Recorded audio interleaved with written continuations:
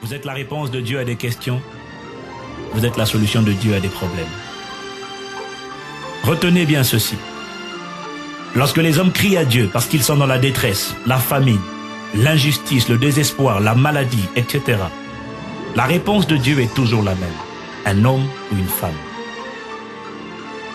Puisque Dieu connaît toutes choses à l'avance, il prépare toujours une femme ou un homme qu'il envoie dans le désert en éclaireur ou encore en pionnier. Il le brise, le façonne, l'entraîne, l'équipe et l'envoie ensuite vers ceux qui ont crié à lui. Cette personne passe par beaucoup d'expériences désagréables qu'elle ne sait pas expliquer. Mais Dieu sait quelle est la réponse aux cris d'une catégorie de personnes sur la terre. Chacun de nous est la réponse de Dieu à une question, sa solution à un problème. Les déserts de la vie par lesquels vous passez sont souvent révélateurs du type de personnes vers lesquelles Dieu va vous envoyer. Toutes les personnes qui ont créé un impact sur la terre vous parleront de leurs déserts personnels qui ont souvent été une grande source de motivation pour la réussite qu'elles ont connue. Dr Mensa Otabil, pasteur principal de l'église International Central Gospel Church au Ghana, dit que la vitesse à laquelle vous courez dans la vie dépend de la vitesse et de la taille du chien qui vous poursuit. Le type de désert par lequel vous passez indique souvent le type de personne que Dieu vous appelle à servir. Pour servir une catégorie de personnes, vous devez comprendre leur langage, c'est-à-dire comprendre de quoi ils parlent lorsqu'ils décrivent leur vécu. Chacun de nous est la réponse de Dieu à une question, la solution de Dieu à un problème. Entrez donc dans votre destinée.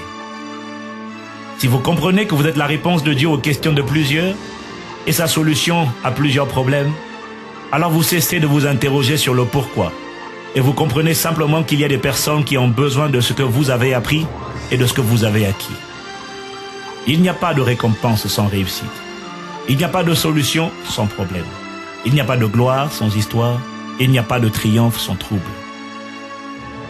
Toutes ces expériences désagréables de la vie font mal, mais elles contribuent à façonner notre caractère afin de nous rendre semblables à Christ. Vous pouvez choisir de vous appesantir sur vous-même en disant « pauvre de moi ».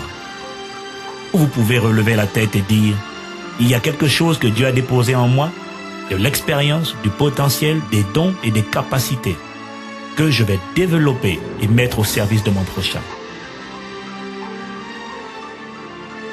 Lorsque vous comprenez qu'en dépit de ce que vous avez vécu, Dieu règne toujours depuis les cieux, qu'il est assis sur son trône de gloire, qu'il y a un but à votre existence sur la terre, que vous n'êtes pas là par hasard et qu'il n'a pas dit son dernier mot à votre sujet, alors vous commencez à relever la tête. Vous réalisez que ce n'est pas fini tant que Dieu n'a pas dit que c'est fini.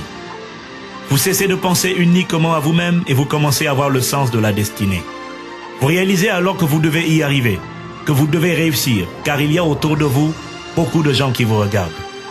Si vous échouez, si vous baissez les bras, beaucoup baisseront aussi les bras. Si vous y arriverez, beaucoup croiront qu'ils peuvent aussi y arriver.